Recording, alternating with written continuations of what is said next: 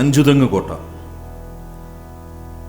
ഇന്ത്യയുടെ തെക്കുപടിഞ്ഞാറൻ സംസ്ഥാനമായ കേരളത്തിൽ തിരുവനന്തപുരം ജില്ലയിലെ ടൂറിസ്റ്റ് തീർത്ഥാടന കേന്ദ്രമായ വർക്കലയ്ക്ക് സമീപമായാണ് അഞ്ചുതെങ്ങ് കോട്ട സ്ഥിതി ചെയ്യുന്നത്.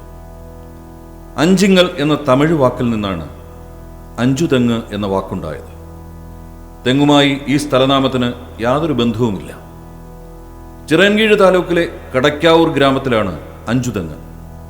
ഇംഗ്ലീഷ് ചരിത്ര ഗ്രന്ഥങ്ങളിൽ അഞ്ചൻഗോ എന്നാണ് എഴുതി കാണുന്നത്. തിരുവനന്തപുരത്തിനും കൊല്ലത്തിനും ഏതാണ്ട് മധ്യഭാഗത്തായ ഭൂപ്രദേശമാണ് അഞ്ചുതെങ്ങ്. 16-ാം നൂറ്റാണ്ടിൻ്റെ ആദ്യ ദശകം മുതൽ 18-ാം നൂറ്റാണ്ടിലെ മധ്യകാലഘട്ടം വരെ കേരളത്തിൽ നിരവധി കോട്ടകൾ നിർമ്മിക്കപ്പെട്ടിട്ടുണ്ട്. അതിൽ ബ്രിട്ടീഷുകാർ നിർമ്മിച്ച കോട്ടയാണ് അഞ്ചുതെങ്ങ് കോട്ട. വേണാടിൻ്റെ ചരിത്രത്തിൽ വളരെ സുപ്രധാനമായ കാലഘട്ടമായിരുന്നു ഉമയമ്മ റാണിയുടേത്. AD 1677 വേണാട് രാജാവായിരുന്ന ആദിത്യവർമ്മ ചരമം പ്രാപിച്ചപ്പോൾ അനന്തരാവകാശിയായിരുന്ന രവിവർമ്മയ്ക്ക് പ്രായപൂർത്തി എത്തിയിരുന്നില്ല. അതിനാൽ ഉമയമ്മ റാണി റീജന്റായി വേണാടിൻ്റെ ഭരണം നടത്തി. ഈ കാലഘട്ടത്തിൽ ഫ്രഞ്ചുകാർക്കായിരുന്നു വാണിജ്യ കുത്തക. അഞ്ചുതെങ്ങിൻ്റെ ഭൂമിശാസ്ത്രപരമായ പ്രത്യേകതയിൽ അവിടെ എത്തിയ ബ്രിട്ടീഷുകാർ റാണിയിൽ നിന്നും ഒരു കോട്ട പണിയാനുള്ള അനുവാദം നേടിയെടുത്തു. കോട്ട പണിതാൽ ഫ്രഞ്ചുകാരുടെ വാണിജ്യ കുത്തക അവസാനിപ്പിക്കാനും തിരുവിതാംകൂറിൽ ചുവടുറപ്പിക്കാനും കഴിയും എന്ന് മനസ്സിലാക്കിയ ബ്രിട്ടീഷ് ഈസ്റ്റ് ഇന്ത്യ കമ്പനി 1690 കോട്ട പണിയാൻ തുടങ്ങി. 5 വർഷക്കാലം കൊണ്ട് 1695 കോട്ടയുടെ പണി പൂർത്തിയാക്കി. ചതുരാകൃതിയിലാണ് അഞ്ചുതെങ്ങ് കോട്ട നിർമ്മിച്ചിരിക്കുന്നത്. ചതുരാകൃതിയിലുള്ള 4 കൊത്തളങ്ങൾ കോട്ടയുടെ 4 കോണുകളിലായി ഉണ്ട്. കോട്ടയിൽ ആയുധങ്ങൾ സൂക്ഷിക്കുന്നതിനും മറഞ്ഞു നിന്ന് യുദ്ധം ചെയ്യുന്നതിനും വേണ്ടി പ്രത്യേക രീതിയിൽ നിർമ്മിച്ചിട്ടുള്ള സ്ഥാനങ്ങളെയാണ് കൊത്തളങ്ങൾ എന്ന് പറയുന്നത്. ഇതിൽ 2 കൊത്തളങ്ങൾ കടലിൻ അഭിമുഖമായും ബാക്കി 2 കരയ്ക്ക് അഭിമുഖമായുമാണ് നിർമ്മിച്ചിരിക്കുന്നത്. കടലിന് അഭിമുഖമായി തെക്ക് പടിഞ്ഞാറേ കോണിലുള്ള കൊത്തളത്തിന് താഴെയായി ഒരു തുരപ്പ് കാണപ്പെടുന്നുണ്ട്. ഈ തുരപ്പ് കടലിലേക്കാണ് പോയിരിക്കുന്നത് എന്നാണ് പറയപ്പെടുന്നത്. ഇനിയും അതിൻ്റെ നിഗൂഢത കൂടുതൽ അറിയേണ്ടിയിരിക്കുന്നു. കോട്ട നിർമ്മാണത്തിലെ ബ്രിട്ടീഷ് വൈദഗ്ധ്യം കൂടുതൽ പഠന വിഷയമാക്കേണ്ടതാണ്. കോട്ടയുടെ ഉള്ളിൽ ഏതാണ്ട് മധ്യഭാഗത്തായി ശുദ്ധജലം ലഭിക്കുന്ന ഒരു കിണർ കാണപ്പെടുന്നുണ്ട്. സുർക്കിയും വെട്ടുകല്ലും കൊണ്ട് നിർമ്മിച്ച അഞ്ചുതെങ്ങ് കോട്ടയുടെ വിസ്മയം ആ കാലഘട്ടത്തിലെ ബ്രിട്ടീഷ് എഞ്ചിനീയറിംഗ് വൈദഗ്ധ്യത്തിന് മകുടോദാഹരണമാണ്. കിഴക്കും പടിഞ്ഞാറുമായി 2 പ്രവേശന കവാടങ്ങളുള്ള ഈ കോട്ടയുടെ മുൻപിലത്തെ പ്രവേശന കവാടം ബ്രിട്ടീഷ് വാസ്തുശില്പകല രീതിയിലാണ് പണിതിരിക്കുന്നത്. മുൻപിലത്തെ 2 കൊത്തളത്തിലേക്കും കയറി ചെല്ലാൻ 2 കോണിപ്പടികൾ നിർമ്മിച്ചിട്ടുണ്ട്. 2 കൊത്തളങ്ങളിൽ നിന്നും മുകളിലൂടെ നടന്ന് മറ്റ് 2 കൊത്തളങ്ങളിൽ പോകാനുള്ള സംവിധാനവുമുണ്ട്. ഇത്തരത്തിൽ 4 കൊത്തളങ്ങളും മുകളിലൂടെ നടന്ന് പോകത്തക്ക വിധം പരസ്പരം ബന്ധിപ്പിച്ചിരിക്കുന്നു.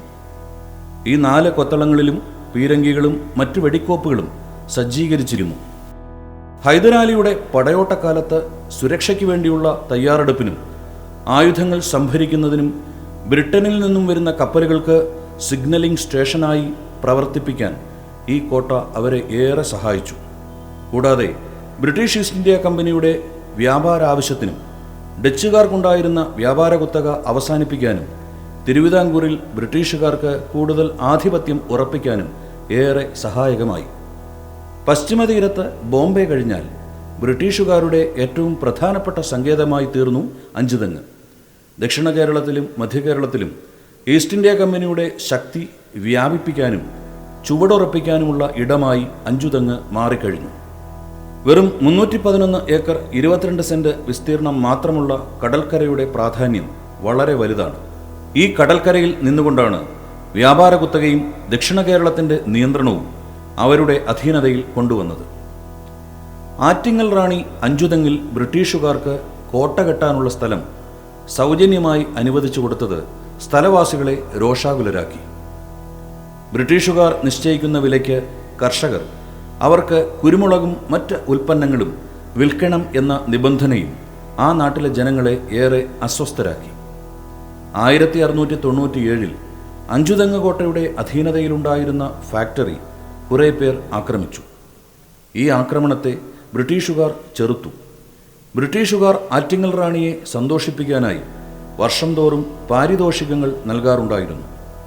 ആ പ്രദേശങ്ങളിൽ അധികാരം നടത്തിയിരുന്ന പിള്ളമാരുടെ പ്രതിനിധികൾ ബ്രിട്ടീഷുകാർ റാണിക്ക് നൽകിയിരുന്ന പാരിതോഷികങ്ങൾ തങ്ങൾ വഴി വേണം നൽകേണ്ടത് എന്ന് ആവശ്യപ്പെട്ടു. ഇത് നിരസിച്ച ബ്രിട്ടീഷ് ഉദ്യോഗസ്ഥൻ ഗിഫോർഡ് 1721 ഏപ്രിൽ 15 140 ബ്രിട്ടീഷ് സൈനികരുമായി പാരിതോഷികങ്ങൾ നൽകാനായി ആറ്റിങ്ങലിലേക്ക് പുറപ്പെട്ടു. ഈ ബലപ്രകടനത്തിൽ ക്ഷുഭിതരായ തദ്ദേശവാസികൾ മുഴുവൻ ബ്രിട്ടീഷുകാരെയും കൊലപ്പെടുത്തുകയും കോട്ട വളഞ്ഞ് ഉപരോധം ഏർപ്പെടുത്തുകയും ചെയ്തു. 6 മാസത്തോളം നീണ്ടുനിന്ന ഉപരോധം തലശ്ശേരിയിൽ നിന്ന് കൂടുതൽ ബ്രിട്ടീഷ് സേന എത്തിയാണ് അവസാനിപ്പിച്ചത്. ഇതാണ് ആറ്റിങ്ങൽ കലാപമായി ചരിത്രത്തിൽ രേഖപ്പെടുത്തിയത്. കേരളത്തിൽ ബ്രിട്ടീഷുകാർക്കെതിരെയുള്ള ആദ്യത്തെ സംഘടിത പ്രക്ഷോഭം എന്ന നിലയിലാണ് ആറ്റിങ്ങൽ കലാപം പ്രാധാന്യം അർഹിക്കുന്നത്. ശിലാഫലകങ്ങളോടുകൂടിയ കല്ലറകളും കോട്ടയോട് ചേർന്ന് കാണപ്പെടുന്നുണ്ട്. അവയിൽ ഏറ്റവും പഴയതിലൊന്ന് 1704 നിർമ്മിച്ചതാണ്. ആ ഫലകത്തിൽ ആലേഖനം ചെയ്തിരിക്കുന്നത് അഞ്ചുതെങ്ങിലെ കമാൻഡറായ ജോൺ ബ്രാബോണിൻ്റെ പത്നി ഡിബോക്ക് ഇവിടെ അന്ത്യവിശ്രമം കൊള്ളുന്നു എന്നാണ്. അവരുടെ ജനന തീയതി 1676 നവംബർ 4 എന്നും മരണദിവസം 1704 സെപ്റ്റംബർ 2 എന്നുമാണ്. വേലുത്തമ്പിയുടെ കാലത്ത് ബ്രിട്ടീഷുകാർക്കെതിരെ നടന്ന കലാപത്തെ തുടർന്ന് കലാപകാരികൾ അഞ്ചുതെങ്ങ് കോട്ട ഉപരോധിച്ചു. 1810 തിരുവിതാംകൂർ റെസിഡന്റായിരുന്ന മെക്കാളെ കോട്ട തിരിച്ചുപിടിച്ചു. 1813 കോട്ടയിലെ പ്രവർത്തനങ്ങൾ നിർത്തലാക്കുകയും കോട്ടയും പ്രദേശങ്ങളും തിരുവിതാംകൂർ രാജ്യത്തേക്ക് ചേർക്കുകയും ചെയ്തു. 1921 കേന്ദ്ര സർക്കാർ ദേശീയ പ്രാധാന്യമുള്ള സ്മാരകമായി പ്രഖ്യാപിച്ച അഞ്ചുതെങ്ങ് കോട്ട കേന്ദ്ര പുരാവസ്തു വകുപ്പിൻ്റെ സംരക്ഷണയിലാണ്. നിരവധി ചരിത്ര സംഭവങ്ങൾക്ക് സാക്ഷിയായ അഞ്ചുതെങ്ങ് കോട്ട അനേക നൂറ്റാണ്ടുകൾ പിന്നിട്ട് ഇന്നും വലിയ കേടുപാടുകൾ കൂടാതെ നിലനിൽക്കുന്നു. ഈ കോട്ടയുടെ സമീപത്തായി കേന്ദ്ര ഗവൺമെൻറ്റിൻ്റെ അധീനതയിലുള്ള ഒരു ലൈറ്റ് ഹൗസ് കാണുന്നുണ്ട്. ഇന്ത്യയിൽ ബ്രിട്ടീഷ് ആധിപത്യം 1947 ഓഗസ്റ്റ് 15 അവസാനിച്ചുവെങ്കിലും ഇന്നും പ്രൗഢഗംഭീരമായ തലയെടുപ്പോടെ ഈ ബ്രിട്ടീഷ് എഞ്ചിനീയറിംഗ് വൈദഗ്ധ്യം സ്വതന്ത്ര ഭാരതത്തിൻ്റെ തിലകക്കുറികളിലൊന്നായി നിലനിൽക്കുന്നു. ചരിത്രത്തിൻ്റെ തിരുശേഷിപ്പുകളിലൊന്നായി കാലയവനികയ്ക്കുള്ളിൽ മായാതെ വരും തലമുറയിലെ ചരിത്ര വിദ്യാർത്ഥികൾക്ക് എന്നും ഒരു മുതൽക്കൂട്ടായി അഞ്ചുതെങ്ങ് കോട്ട മാറട്ടെ. ബ്രിട്ടീഷ് അധിനിവേശത്തിനിടയിൽ ബ്രിട്ടീഷ് ഈസ്റ്റ് ഇന്ത്യ കമ്പനി നിർമ്മിച്ച ചരിത്ര വിസ്മയം മനുഷ്യൻ ഭൂമിയിലുള്ള കാലത്തോളം കേടുകൂടാതെ നിലനിൽക്കേണ്ടതിൻ്റെ ആവശ്യകത വളരെ വലുതാണ്. മൺമറഞ്ഞുപോയ ഒരു ജനസമൂഹത്തിൻ്റെ ചെയ്തികൾ പുതിയ തലമുറകൾക്ക് മനസ്സിലാക്കാനും അവ ഉൾക്കൊള്ളാനും പുരാവസ്തു പഠനം സഹായിക്കുമ്പോൾ ഇത്തരം കോട്ടകൾ ചരിത്രത്തിൻ്റെ നേർസാക്ഷികളായി നിലകൊള്ളുന്നു. കോട്ട എന്ന പ്രതിരോധ കവചത്തിന് പുരാണ കാലഘട്ടത്തോളം പഴക്കമുണ്ട്.